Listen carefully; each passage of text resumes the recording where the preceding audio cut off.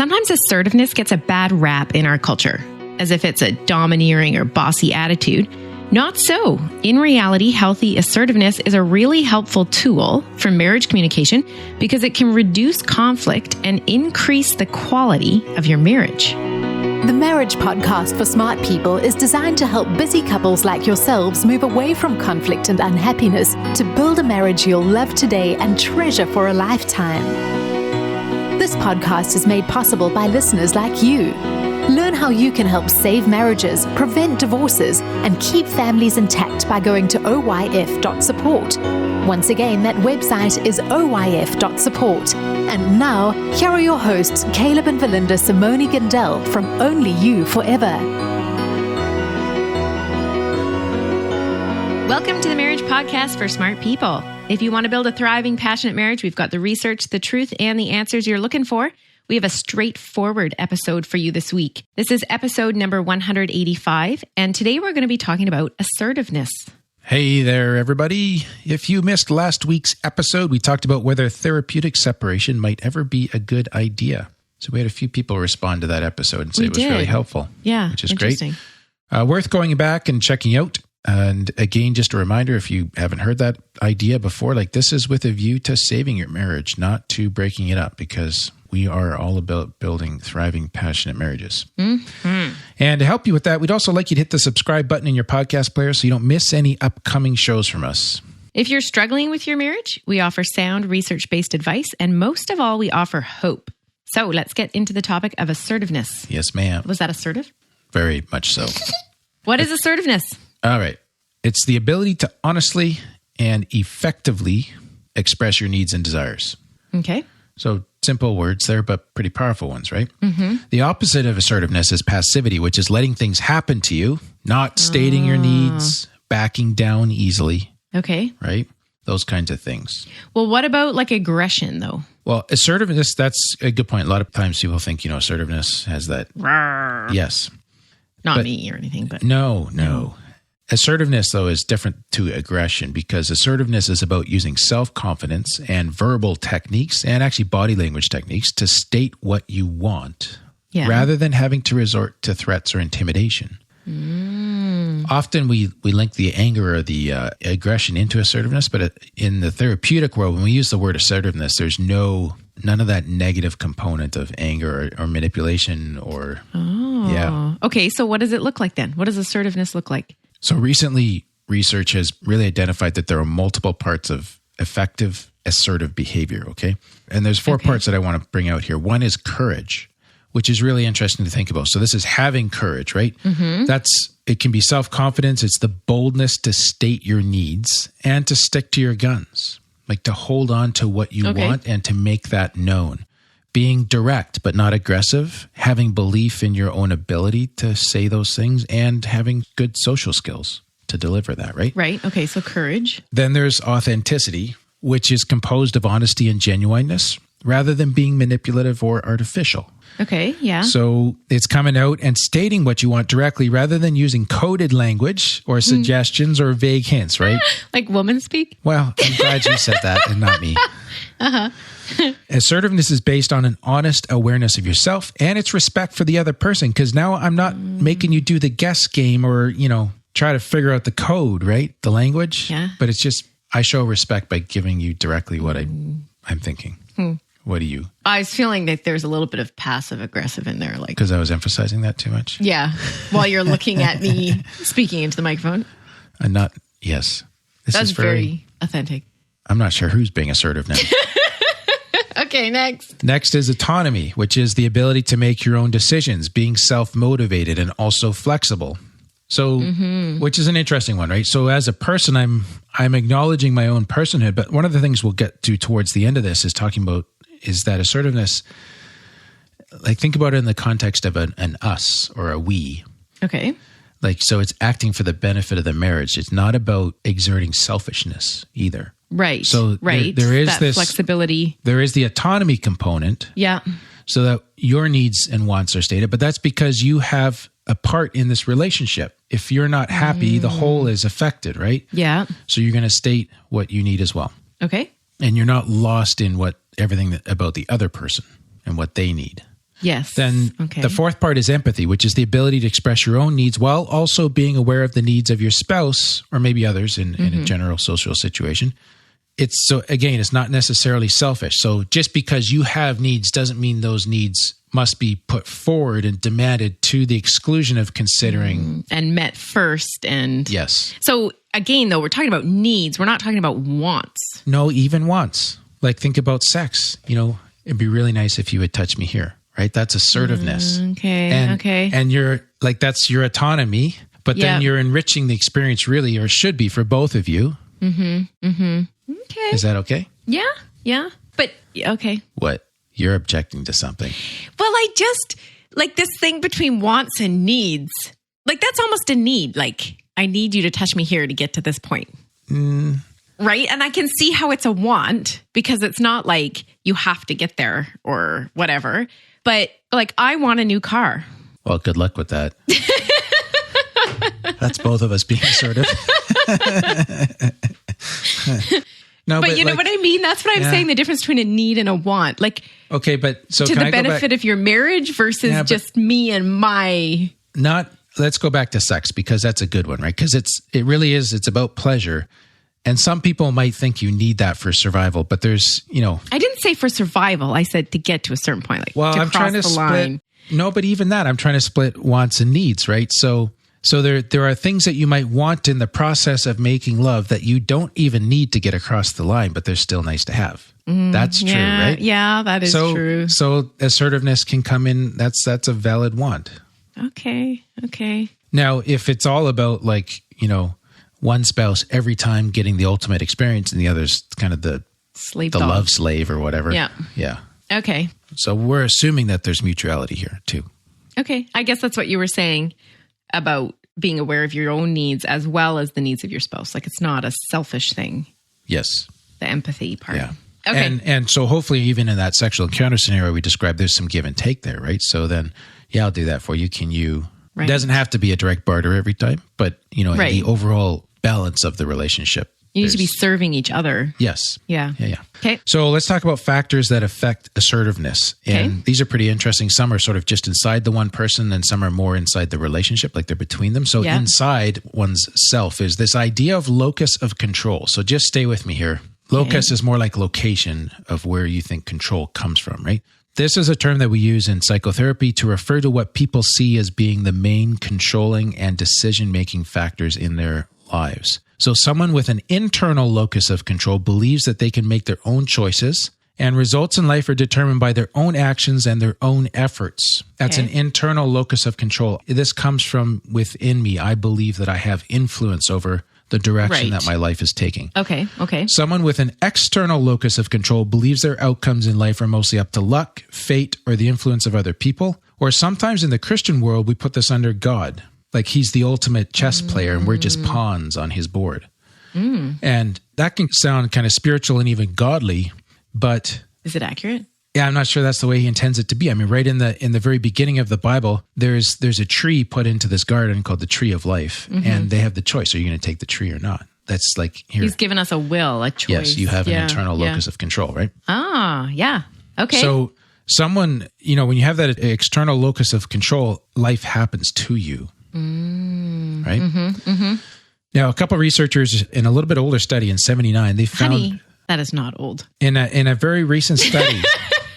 That coincides with the birth year of my wife. Man, this is fresh research. Very, very. I can smell the ink coming right off the paper. Like this is cutting edge. They found that assertiveness was linked to an internal... Good assertiveness there, by the way. Yeah. In manipulating my viewpoint. That's fine. They found that assertiveness was linked to an internal locus of control in married couples. Okay. So let me try to put that in plainer language. Spouses who believe they are in control of their own outcomes in life will naturally develop the social skills that they need to influence others.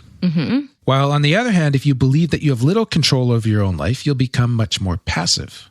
Okay. So if you think things are just done to you or for you without any sense of personal agency, like you don't have the ability to change it, that's a very passive orientation. And even as you're listening to this, assertiveness will seem foreign to you. Huh. So this is where we want to challenge you to come back and think about this part of locus of control. Like What's your viewpoint? What's your worldview here? Yes. And I would assert that it's healthier to have an internal locus of control. Yeah, but you have such a good internal locus of control, if I do say so myself. Thank you. But I hope I'm not just asserting that because I have it. Like this is...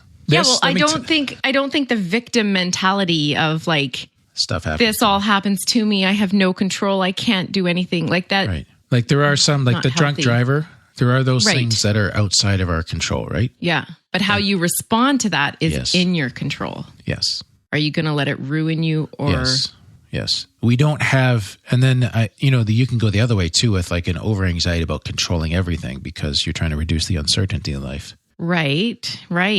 And that's not healthy either. Right. Okay. So happy medium here. Find the balance. Balance, yeah. So next factor that affects assertiveness is trust. So again, same very recent research that we just referred to.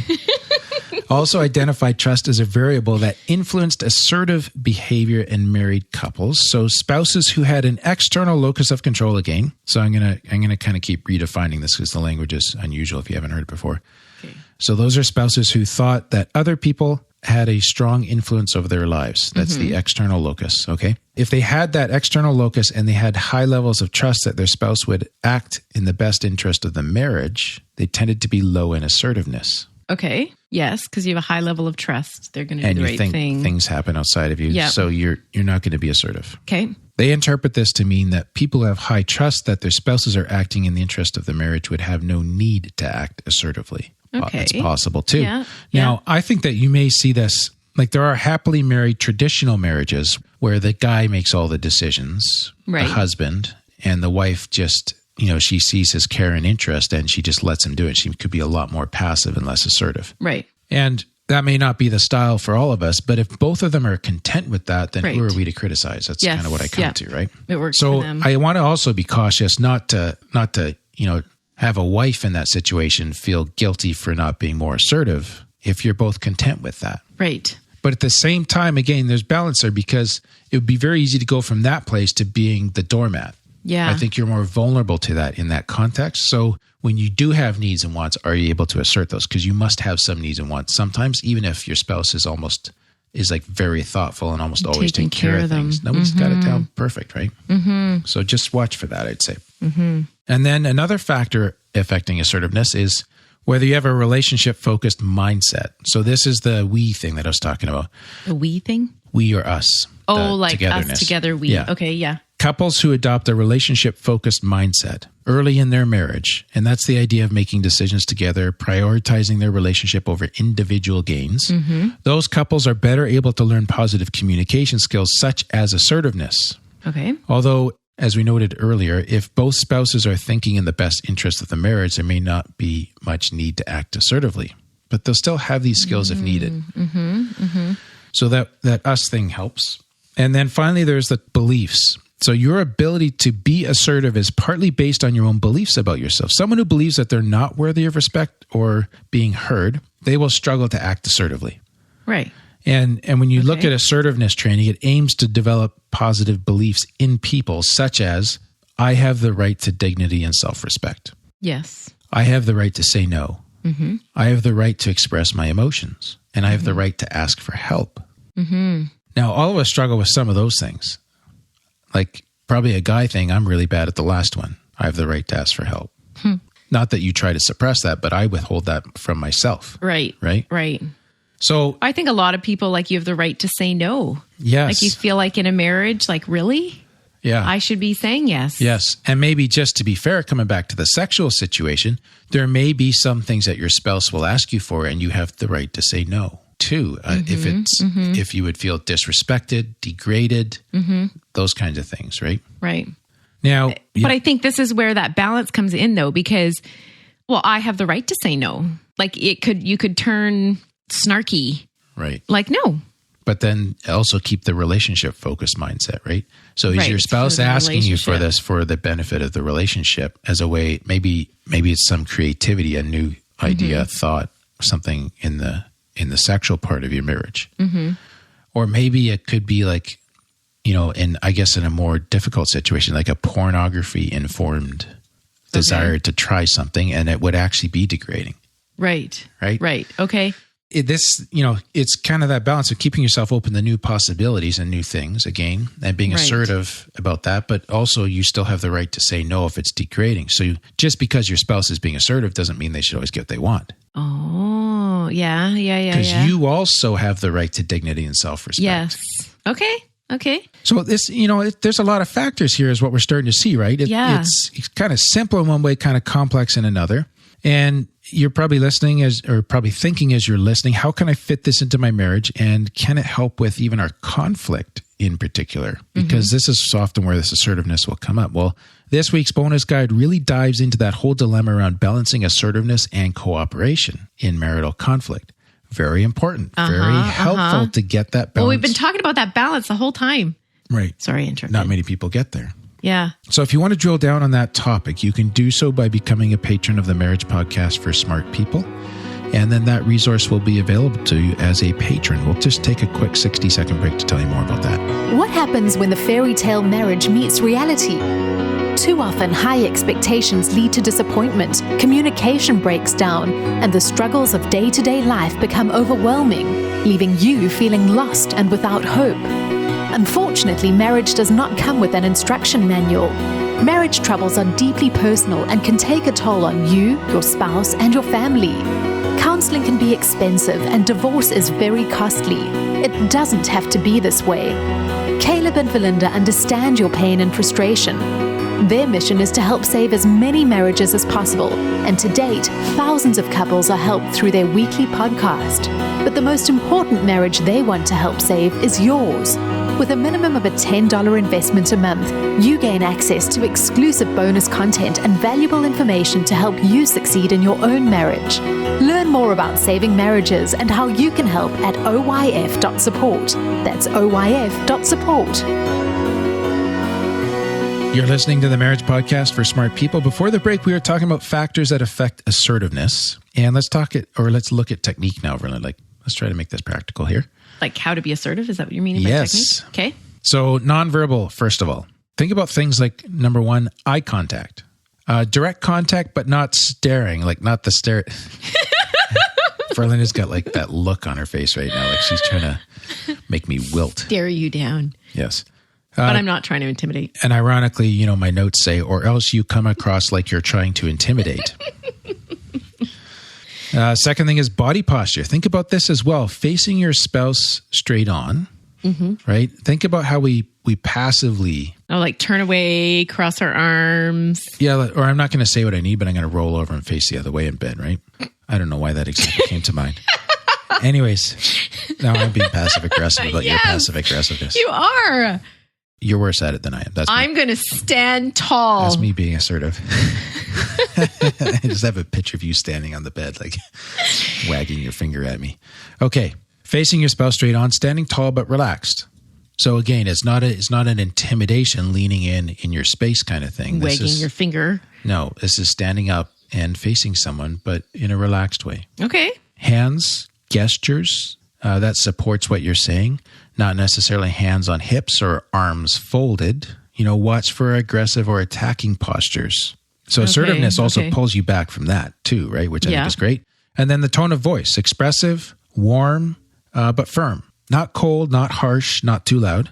See, that too loud part's hard because some of us are just naturally a little bit louder. Right. But I think those of us that get married to those that we learn to discern the loudness of anger versus the loudness of excitement or passion. Okay. And then, words, right? So the verbal assertions are a part of this too. So direct stating of needs, as an example, and even why or how they have not been met. Not evasive, not passive aggressive. Like you said you would help tidy the house today, but you didn't. Oh, and this is where the tone of voice comes in rather than like the attacking. You said you'd tidy the house, but you didn't. Right. Like jerk. Yes. Now remember the soft startup thing. Yeah. Which is if you have harsh startup, basically if the first 15 seconds of your conversation begins with harshness, it's going to go south. Yeah, yeah. But if you start softly, it's much better. So this is where the tone is very important. Yeah. I could have done better there by saying, you know what, I felt kind of, this is not huge, but I just want to let you know, I did feel a little bit disappointed because you said you would help tidy the house today, but you didn't. Right, that's softer even. Yeah. But it's still fully assertive. which is what it needs to be, right? Okay. It's making the Well, that's kind of the first part of it, but okay. That's more of a complaint. So, let me keep going with kind of the example through here. Okay. So how about adding to that, showing understanding of your spouse's position? Because now what this I think is in here is the idea of generosity. I've thought through why you might have not got there. Yes. This is probably you having the conversation to me, but so it's showing understanding of your spouse's position, but sticking to your position. I know you're busy and that you don't like cleaning, but I needed this done so I could have space to cook. Mm-hmm. And then next part, explaining your emotional position. So I prefaced this a little bit before, but you could also say it now. I feel frustrated when you don't stick to things that you've promised to help with. And then offering a solution. So can you help me do it now or promise to keep on top of this in the future? Okay. And then assertiveness, of course, then is now sticking to your position without feeling like you have to back down or have an answer to every objection they raise. Sometimes too. Because they might get defensive. Yeah, you get defensive or, well, you don't do this. And it's like, okay, we can talk about that, but this is still an issue for me right now. Okay. So that's the assertiveness too, is the willingness to keep the conversation on track because your position in this matters because this is bothering you and you want equality. Right. But then you need to hold your word up and actually talk about those other things later too. Right. Which may not be too comfortable, but that's still being assertive in that direction. Yes. Okay. And that's maybe a good point too, because that then calls on the assertiveness of the other spouse to get their moment to talk about something they've been bugging about if you guys are kind of sorting some things out. Yeah. Right? Yeah. Which I think highlights the fact that, you guys don't take turns with the assertiveness hat. You both have an assertiveness hat. Whoa. You don't need to have a marriage where one person is the assertive spouse and one is the passive spouse. And then sometimes you flip that. You can both. It's probably healthier for both of you to be assertive at once. At the same time. Yes. Okay. So, yep. So what are the benefits then? Like what's the point? Why bother? Well, this may sound selfish, but your needs are more likely to be met. Yeah. And when you can do it calmly and assertively. Without being aggressive, when you make those requests of your spouse, that makes you more likely to get a positive reaction. Okay. And I think, so just think about that versus, if I make you guess what's wrong with me or I give you coded language, you're going to have frustration with just that approach versus like, okay, you told me what to do. I know what to do. I'm going to try to do that. Thank you. For being straightforward with me, right? Yeah.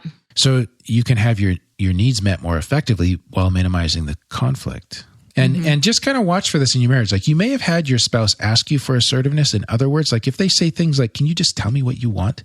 They might say that. I usually hear that in a frustrated way. Yeah. Okay. For sure. But just try to get past the frustration and hear the words and see, okay, is this a signal to me that I haven't been assertive enough? Okay. Just say what you need. Like your spouse has pleaded with you for that. They might just ask you to be assertive, right? Okay. So this kind of comes down to like woman speak doesn't quite work so well. Yeah, except man speak. There's man speak that happens here too. Well, yeah. I'm not blaming it all on the woman, but I think woman speak too. That almost sounds misogynistic. It's like only men can speak or something. Okay, another benefit is marital quality. So a study from 2012, just a little bit more recent than the one we're referring to earlier, found that... Sorry. I love the passive barbs all the way through this episode on assertiveness, hey? They found that training both spouses in assertiveness produced a long-term increase in marital satisfaction. So when the assertiveness training is given as part of a more comprehensive couples communication skills course, the effect is even bigger. Okay. So that's really cool too, right? Mm-hmm. So again, and a separate study from that, they looked at married couples where only one spouse received training on assertiveness. And after the training, these couples reported higher levels of trust and intimacy. They had better perceptions of the relationship as a whole. This was true for either spouse or both spouses, suggesting that assertiveness in one spouse can have benefits for both. So if your spouse is not listening to this episode and you're frustrated because of that, well, just try doing this anyways. Huh. It can have benefits for both, which I think is really cool. Yeah, my husband never listens to these things either. Sorry. Another passive shot in the assertive episode. Just so you know, we're all keeping it real, right? So, and then preventing physical abuse is another benefit here too. To be assertive prevents it. Well, just follow this through here. This study looked at physically abusive husbands and non-abusive husbands, and abusers were found to have a higher need for control and lower assertiveness So they needed to exert control over their wives, but they lacked the verbal skills and the mental awareness to do so, so they resorted to physical violence. Wow. So the thought is there that training on assertiveness can help them reduce physical aggression. They don't have to resort to that because they have the tools to get what they need and want. And Yes. Now, can I just say right on the heels of that the fact that you don't have the tools is no excuse for the behavior. Amen. Right? But at the same time, offer you the assertiveness as, you know what, this is a productive way, a respectful way of stating your needs and wants. Mm-hmm. Interesting. It may help in that context as well. Okay. And then finally, there's personal benefits. So effective assertiveness skills produce various personal benefits, which can improve your marital functioning as a result from that. So for example, assertiveness skills can help reduce stress, can help improve mood, can help you get better at solving problems, which can lead to improved mental health due to not having unresolved conflict hanging around. Okay. It can make you less likely to be distracted by negative emotions during discussions. Because you have the tool to respond. You have a direction to go. You can state your needs. You don't have to ruminate over the negative. Oh, interesting. Yeah, really cool, right? Yeah. So as you can see, assertiveness has widespread benefits for your marriage, for yourself. We'd encourage you to start practicing this today. Talk about this episode with your spouse, or even if you don't, just start using it. Tell them, though, if you guys are having this as a discussion, as many of our couples do that listen, tell your spouse, I want to be more assertive, and ask them to hold you accountable. Okay.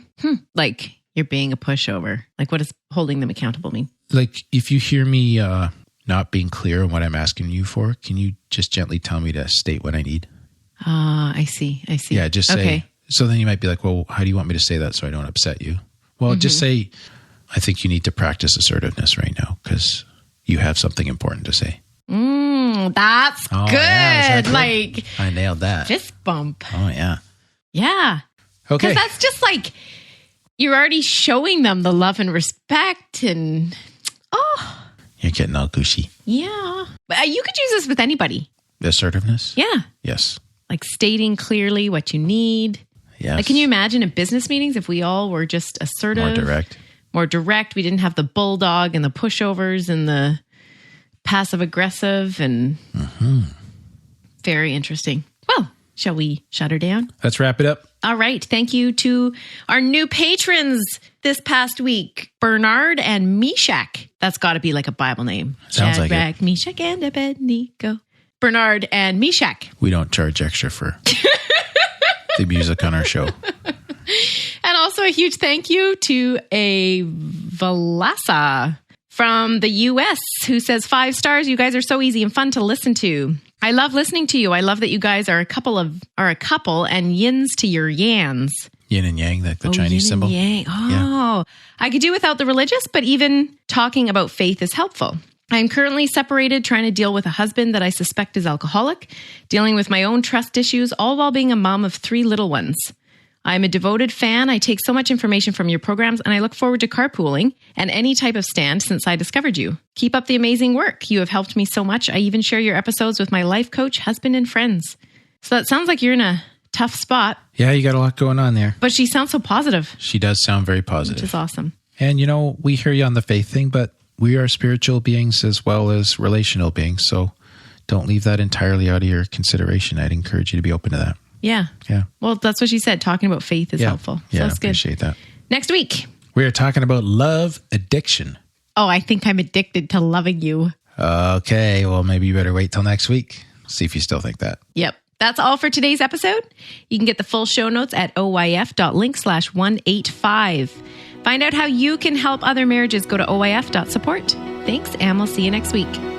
The Marriage Podcast for Smart People is totally funded by listeners who support Caleb and Valinda in their mission to save marriages. If you would like to be part of this worthy cause, open your web browser to oyf.support. A minimum investment of $10 per month will help restore hope to married couples. Plus, as a patron, you'll gain access to exclusive bonus content and valuable information to help you succeed in your own marriage. Go to the website oyf.support now for more information. Thanks for listening to the Marriage Podcast for Smart People from Only You Forever.